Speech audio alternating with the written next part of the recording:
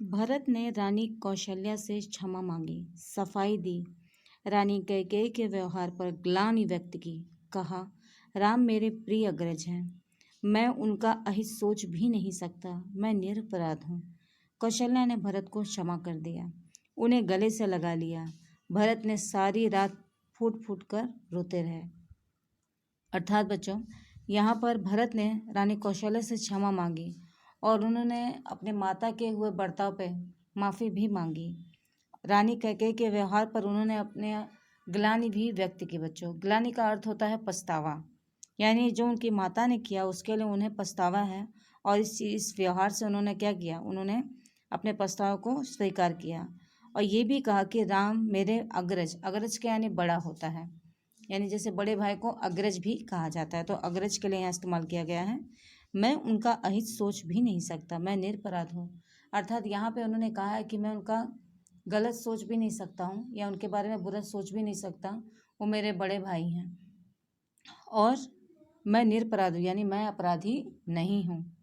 कौशल्या ने भरत को क्षमा कर दिया, उन्होंने उसे गले से लगा लिया और भरत ने सारी रात रोते रोते बिताई। इस प्रकार से बच्चों, अब हम आगे देखते हैं। सुबह तक शत्रुघ्न को पता चल गया था कि कैकेयी के कान किसने भरे। मंथरा अयोध्या के घटनाक्रम से घबरा गई थी, छिप गई। कुछ दिनों से उसे किसी ने नहीं देखा। भरत और शत्रुघ्न राम को वापस लाने पर मंत्रणा कर रहे थे। तभी शत्रुघ्न की दृष्टि बचकर निकलती मंथरा पर पड़ी। उन्होंने लपक कर उसके बाल पकड़ के खींच लिया। खींचते हुए भरत के सामने लाए। भरत को दासी की भूमिका बताई। शत्रुघ्न उसे जान से मार देने पर उघत थे। भरत ने बीच बचाव किया। अर्थात जैसे कि हम जानते हैं कि सारे घटनाक्रम में बच्चों की सबसे मुख्य किरदार मंथरा का ही है। तो मंथरा के किरदार को जब यहाँ पे शत्रुघ्न ने जान लिया था कि उसकी मेन जड़, जैसे मेन उस कला का मेन कारण वही थी, उस कला के वजह से मंथरा को उन्होंने कैकेयी के कान भरे थे। सारे घटनाक्रम को अंजाम देने वाली मुख्य जो थी वो मंथरा ही थी। बच्चों, घटनाक्रम का अर्थ होता है कि समय का चक्र या उस समय में जो घटित होता है उसे हम घटनाक्रम कहते हैं। तो वो घबरा गई थी, वो छुप गई थी, क्योंकि उसके बाद जो कुछ चीज़ें हुई वो अनुचित थी। लेकिन इस चीज़ में उसे पता था कि हाँ, ये गलती उसी के द्वारा सारी चीज़ें कैकेयी ने की थी और इसी के साथ वो डर गई थी। और कुछ दिनों से उसे किसी ने देखा भी नहीं था। जब से सारी घटनाएं घटी थी वो कहीं छुप गई थी। लेकिन भरत और शत्रुघ्न राम को वापस लाने पर मतलब बातचीत, मंत्रणा अपने मंत्रियों से सबके साथ मिलकर बातचीत हो ही रही थी कि शत्रुघ्न की दृष्टि बचकर मतलब वहाँ से मंथरा बचकर निकल रही थी। तो मंथरा के निकलने के उसमें शत्रुघ्न ने उन्हें देख लिया और देखकर लपक कर उसके बाल पकड़े, उसे खींचकर भरत के सामने लाया और उसे मतलब दासी क्या होती है, दासी का क्या कर्तव्य है, दासी की क्या भूमिका होती है राजमहल में, उसे वो सारी बातें बताई। और जो उसने किया था उसे ये भी बताया कि जो तुमने किया वो बहुत गलत है। और शत्रुघ्न उस वक्त बहुत क्रोध में थे। वो तो यहाँ तक कि उसे जान से मारने में उघत का अर्थ होता है बच्चों उतारो। तो वो एकदम उतारू हो चुका था उसे जान से मारने के लिए, और जिसमें भरत ने आकर फिर उसका बीच बचाव किया।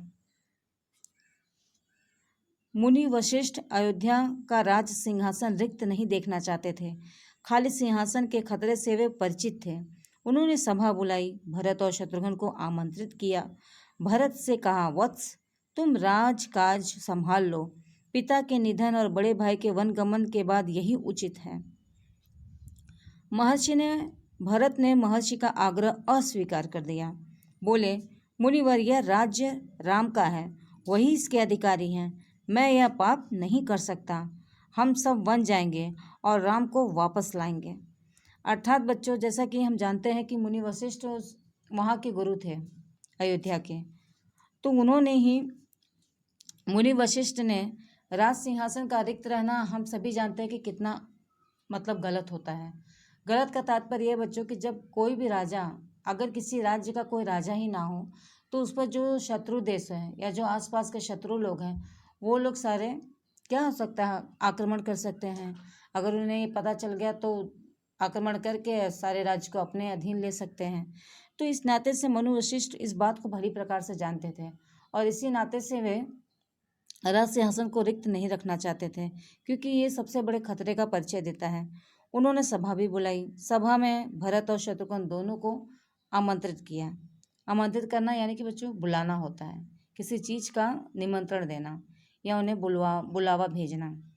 तो उन्होंने बुलावा भेज दिया था और उन्होंने भरत से कहा कि वत्स, तुम राजकाज अब संभाल लो। पिता के निधन के बाद और बड़े भाई के वन गमन के बाद यही उचित है। यानी कि अब तुम्हारा कर्तव्य यही है कि जब राम वनवास को चले गए, पिता की मृत्यु हो चुकी है, तो इस नाते से अब तुम ही हो यहाँ पर, तो तुम्हारा ही दायित्व बनता है कि तुम अब अपना राजकाज संभाल लो। और ये वन गमन के बाद और पिता के ना रहने के बाद, निधन के बाद, अब यही कार्य करना तुम्हारा सबसे उचित धर्म है।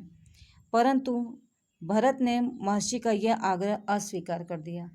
अस्वीकार का अर्थ होता है कि उन्हें इस बात को मानने से इनकार कर दिया।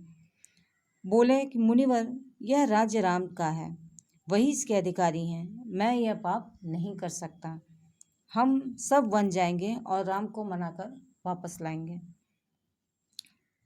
वन जाने के लिए सभी तैयार थे। भरत ने सबके मन की बात कही थी। सबकी इच्छा थी कि राम अयोध्या लौट आए। अगली सुबह भरत सभी मंत्रियों और सभासदों के साथ वन के लिए चले।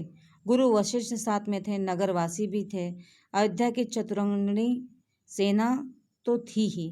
अर्थात बच्चों, यहाँ पर निर्णय लिया जा चुका था और सभी अयोध्या के वासी कहें, अयोध्या के राज्य के लोग कहें, मंत्रीगण कहें, हम सभी के बारे में यही कह सकते हैं बच्चों कि सभी ये चाहते थे कि राम को मना के वापस लाया जाए। और भरत सबके मन की बात जानते थे और उन्होंने सबकी मन की कही थी।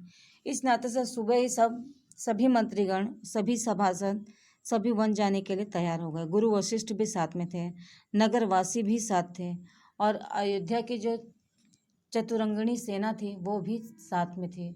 तो इस नाते से बच्चों, हम यहाँ ये कह सकते हैं कि इस प्रकार से वो लोग निकल जाते हैं अब वन की तरफ कि वो राम को मनाकर ले आएंगे।